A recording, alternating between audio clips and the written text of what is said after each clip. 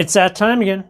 It's time for another Saturday night special where we talk about everything rockhounding related. Well, it is starting to get chilly out here. As I film this, it is a toasty 32 degrees in the shop. Well, before we take some time and look at some rocks, I want to talk about something that happened this past summer. Now, I think this is kind of a big deal. I'm going to fiddle with my light here as I chat with you. This past summer here in Washington, we saw a closure of our DNR public lands. Now, I think a lot of people don't realize like 2/3 of the state of Washington is a desert. Okay, people think Washington, they think Pacific Northwest, they think like the Puget Sound. That's what I think pops into a lot of people's minds. But in actuality, we're mostly high desert. So what happened this past summer, right? Our DNR commissioner, she was under the impression that we were under a high fire danger. So because of that, they shut down access to DNR public lands. Now, that makes very little sense. We actually don't really have many very big swaths of DNR land. It's very checkerboarded with private property. Imagine like 100 acres of private land, 30 acres of DNR, on and on and on, right? And a lot of it, there's not like road access, as in like you drive in, stop, go hiking. A lot of it's just like land sitting there with maybe like even public roads going through it. So to close it because of fire risk doesn't make a lot of sense, both in practicality and in effectiveness. And the reason I say ineffectiveness is because I've been doing some research now. And this is very important because it pertains directly to the activity of rockhounding, because the activity of rockhounding takes us to DNR, takes us to public lands, often very kind of obscure, remote pockets of public land. And while they closed it because of fire risk. Now, when I say that, I think a lot of people think like, oh, well, people go out to public land and start campfires, and those campfires become wildland fires, and the data doesn't really pan out, okay? So as I start to dig into older fire seasons out here, because we don't have all the data for our 2021 season, but when I look at like 2019, 2018, there's a distinctive trend. In the media, they will say man-made fires, and you think, oh, who's out there having a fire on public lands? People camping. We better restrict the access. Nope, you would be wrong. The leading causes of fires in past years, for the most part, there's always some exceptions, right? Outliers and stuff, is the burning of debris and yard waste. That. So it's not actually it doesn't have anything to do with our public lands, but people that live adjacent to public lands being like, oh, it's a hot August afternoon and it's windy out, time to go burn my leaves, time to go burn my garbage, which, I mean, there's no law that you can pass against that because we already have burn bans in effect in the summer, so they shouldn't be doing that. So to close the public lands, I mean, maybe they're thinking for the safety of people, but it's not really portrayed like that. I, of course, fear that there's going to be more closures in the future. So, but, I don't think the closing of DNR or BLM or National Forest is going to have any effect on the type of person that wants to burn garbage on their private property in the summer. It's not going to have any effect on arson. DNR saw 26 arson fires. There's always the campfire, but it's actually an exceedingly rare thing that a campfire at like a campground or whatever gets out of control, and then you always got the fireworks. But they just say man-made, and people think campfire, but it's actually somebody driving down a road with, safety chains on their trailer dragging and throwing sparks. So I think if it happens again, I'm going to try to do something. Now,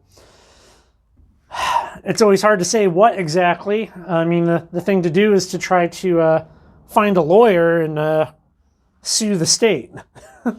Talk about an expensive thing to be doing with your time, but, you know, if somebody doesn't stand up and say, well, hey, your own data doesn't reflect what you're saying, no, I mean, that's what you have to do, right? That's how you have to deal with those types of situations. Maybe that's a little too bright. What do you think? Let me turn this guy down.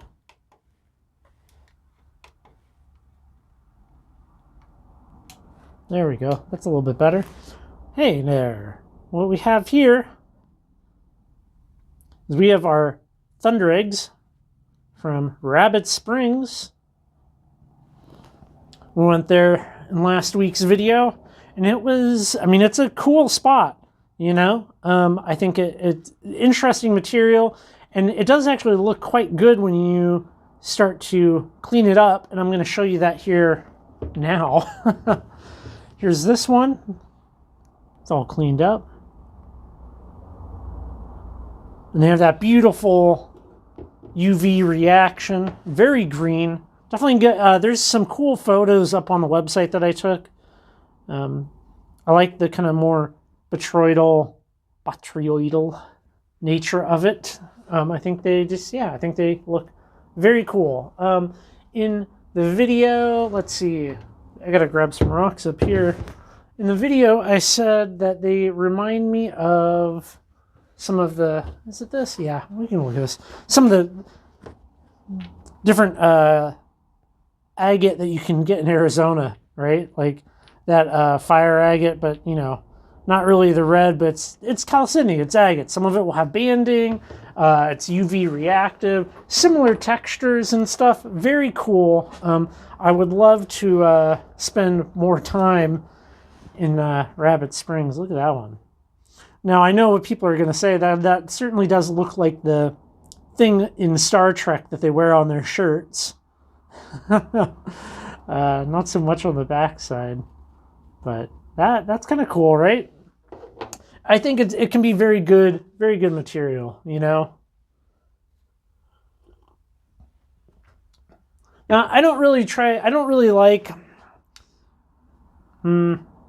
try to abstain from opinion and try to keep it to the facts.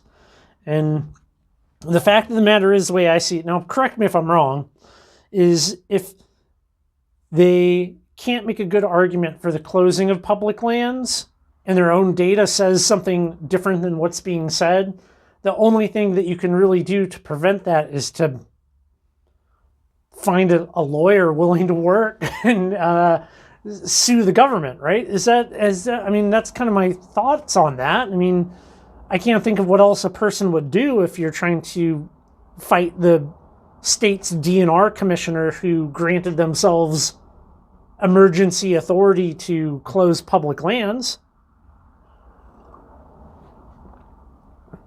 unjustly, when we know that 80% of fires out here in Washington on the west side are created by people, and only 60% on the east side are created by people. What we have here is a rock that got mailed in. Jimmy was nice enough to mail this in, and he said it's a nice piece of mica schist with some garnets in the matrix. He was concerned that it wasn't going to stay intact in shipping, but it did. And it's a little hard to see on video. I mean, so we have garnets all throughout here. I think outside in the sunlight is where it really, really shines. You can kind of see right there a little bit some of the flat sides of the garnet, but it's a very cool specimen. I, of course, love receiving stuff like that. You know, it's just always nice to be able to get your hands on other material. Speaking of which, Will, some of you guys know who I'm going to talk about. Will, Manistee Rocks, he sent some rocks that he had polished up some magnets. There's a magnet on the back, which that's very cool. But this guy, which it's a snowflake obsidian.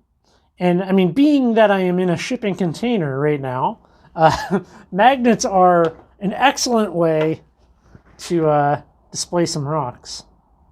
Look at that one. This is a form of jasper, I believe, from Nevada. Yeah, I might make a mistake with this one. I think this is also a piece of jasper. It's a little hard to hold with my gloves. Very smooth rock. And then lastly, because of where he lives, the Petoskey stone. Look at that. Nice polish on it. But yeah, I can put those up on the walls of the container, which is very cool. And let's see, we got some other stuff. We got some other rocks. I got to see my buddy Stan. My buddy Stan from Utah, which that's always cool to make connections with people. Chat rocks. Yeah, gave me this thing. Ooh, I should probably give that a cut. Big piece of chalcedony. I mean, there's big agates in Utah. Stay tuned, you'll find out for yourself. He also gave me this one that I thought was pretty neat. It's very white, okay? It's a very white agate, almost this like light blue. And it does have some nice colors on the inside, which I think is quite good. You know, one thing that I want to really do in the future is I want to spend some time doing more interesting lapidary work. Move you back here. I want to do some more interesting lapidary work where we're really like doing stuff like the Maker's Challenge with the pizza, the pizza slice. So I'm really trying to like pick up rocks that have interesting colors to them that I can use in some of those kind of different lapidary projects. He gave me some jasper too, which I think these will look excellent when cut. I mean, the red on that is very bright. Very bright. Very good stuff. So, gotta make some room here though. We're gonna be running out of space on the bench before we know it otherwise. Now, I know some of you out there were able to come to the last opening of the Wild Turkey Mine out here in Northeast Washington, which, if you made it out, it was a fabulous day. It was like the perfect autumn day out there, and did some gathering of serpentine and some interesting colors of some of the material. It's always good to be able to make those connections with other rockhounds, you know, pick people's brains, have those conversations. The owner, Jim, he was nice enough to give me this nice big piece, which has these speckles in it, which I think will cut up beautifully and look really nice. I'd probably do something like I might like cut the bottom off of it so it kind of doesn't really want to stand up, but I think that would be a good one to make it stand. So I like that. Put that out of the way. That video will be coming in the future, but I think it'll be pretty good, you know. This coming week, the video that I have for you is going to be quite good. Some of you might recognize this material. Some of you may not. Look at that. Isn't that pretty? Pretty stuff. More from our trip to Utah in the coming weeks, of course. But, yeah, I think we're going to leave that one there. I didn't dress warm enough. It's nice and cold out here in the shop. Almost on the verge of being able to see my breath. Well, I appreciate y'all coming by, hanging out with me in the shop, hearing what I have to say, sharing your thoughts with me. Until next time, everybody, you guys have a good week. Go do some rockhounding if you're able to. Thank you, Stan, Jimmy, and Will for the lovely rocks that I get to add to the collection out here. And I will catch you guys in the next video. Thank you so much for watching my entire video. If you like what I'm doing here on the channel and you would like to support the work that I'm doing even further, you can do so by becoming a channel member down below by just hitting the join button. Doing so will give you access to a growing library of videos and posts, and it really goes a long way in supporting the channel. So thank you so much for coming by. I appreciate each and every one of you.